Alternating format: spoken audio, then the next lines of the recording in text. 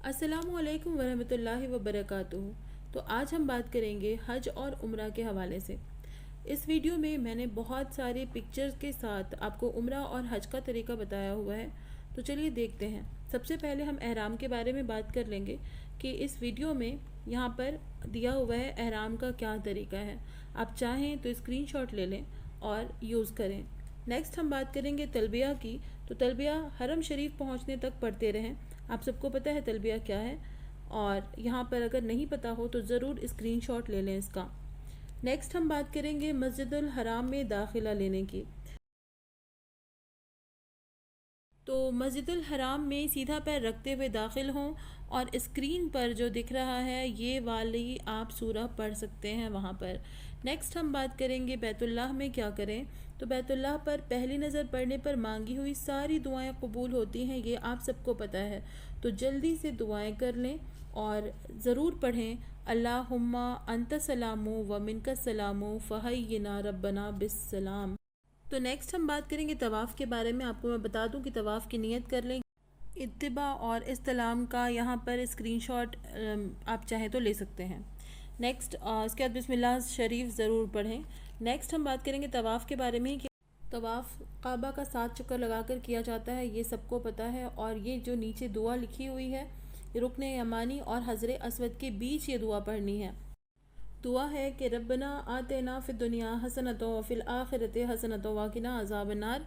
और पहले 3 चक्कर में रमल करें, यानी थोड़ा तेज़ी से करें, और बाकी के जो 4 चक्कर हैं वो आराम से करें। औरतों के लिए ये ज़रूरी नहीं है, मर्दों के लिए ज़रूरी है। नेक्स्ट हम बात करते हैं तवाफ़ के बाद क्या करना है।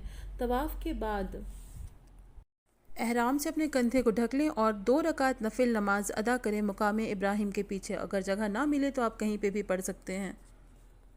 अब नेक्स्ट आपका काम है सही करना। सही में क्या करना है कि सही करने से पहले ना जमजम का पानी पी लें और दुआ मांग लें, और सफ़ा की पहाड़ी की तरफ बढ़ते हुए ये जो नीचे दुआ दी हुई है इस दुआ को पढ़ लें। आप चाहें तो इसका स्क्रीनशॉट भी ले सकते हैं ताकि आपको ईजी और आसानी से आपका जो है ना वो सही हो जाए। देखिए कि इसमें सही की जो दुआ लिखी हुई है ना वो सिर्फ आपको एक बार ही पढ़नी है। अब नेक्स्ट हम आ जाते हैं सही की तरफ ही, कि जो ऊपर की दुआ है वो एक बार पढ़ें और नीचे की जो दुआ है वो 3 बार पढ़ें, सफ़ा पहाड़ी पर काबा की तरफ रुख करके। पहले की जो आयत है वो मैं बता दूं, इसमें लिखा हुआ है नब्दउ बिमा बदा अल्लाहु बिही, और जो दूसरी है वो है अल्लाहु अकबर अल्लाहु अकबर अल्लाहु अकबर।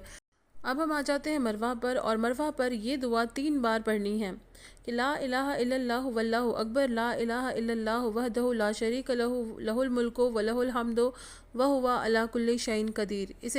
इसे मरवा पर 3 बार पढ़ें, और एक बार पढ़ें ला इलाहा इल्लल्लाहु वहदहु अनजज़ा वादहु व नसर अब्दहु व हज़मल अहज़ाबा वहदहु। ये एक बार पढ़ना है। और अब हम फिर से सही के बारे में बात कर लेते हैं कि सही के दौरान मर्द हरी पट्टी के बीच दौड़ लगाएं, और हाँ अगर जो नहीं कर पा रहे हैं वो थोड़ा तेज़ चलने की कोशिश करें, औरतें भी तेज़ चलने की कोशिश करें।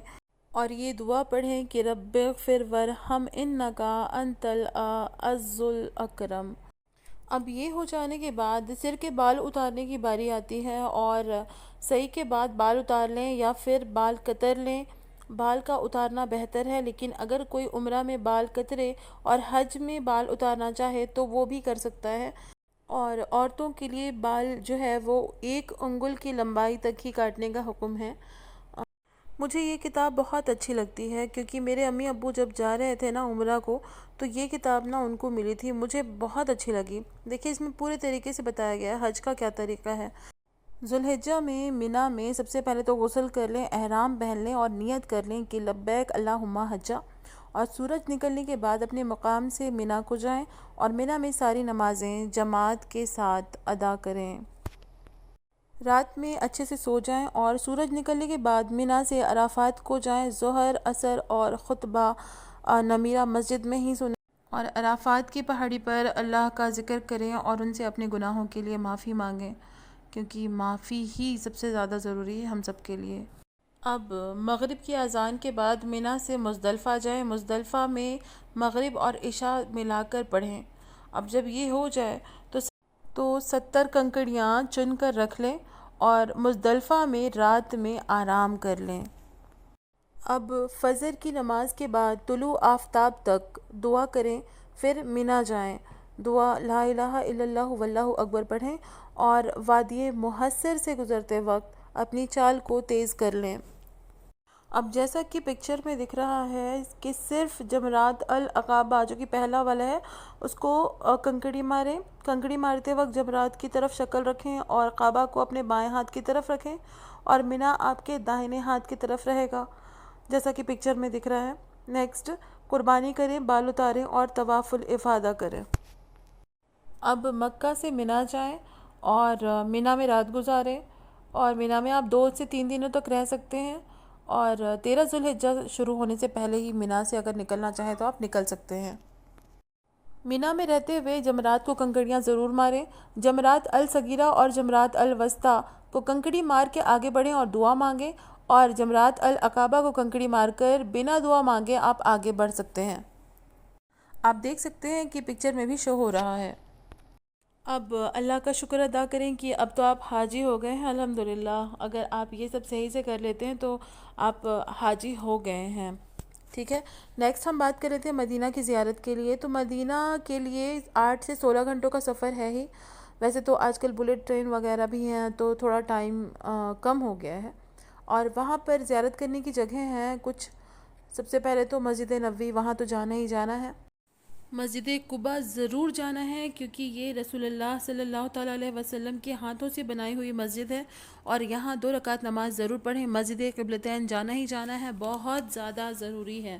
نیکسٹ ہم بات کر رہے ہیں احد کی پہاڑی کے بارے میں، جنت البقیع کے بارے میں۔ یہ آپ لوگوں کے اوپر ڈیپینڈ کرتا ہے، کچھ اور بھی ہیں زیارت کی جگہیں جیسے احد کی پہاڑی، جنت البقیع، حضرت حمزہ رضی اللہ تعالیٰ عنہ کی قبر، مدائن صالح اور وادی جن۔ وادی جن کے بارے میں تو آپ نیٹ میں بھی دیکھ سکتے ہیں، وہاں جن نہیں ہوتے، بس نام ہے۔ نیکسٹ آپ دیکھ سکتے ہیں بدر کی مسجد، جنگ بدر کی جگہ، اسماء الحسنہ۔ میوزیم ضرور جائیں، میوزیم ضرور جائیں، وہاں آپ کو بہت ساری ایسی چیزیں دیکھنے کو ملیں گی جن کا زیارت ایسے ہی انسانوں کو نصیب نہیں ہوتا۔ دارالمدینہ یہ بھی ایک میوزیم ہے، مدینہ میڈیا یہ بھی میوزیم ہے، اور کنگ فہد قرآن اور 7 مسجدیں۔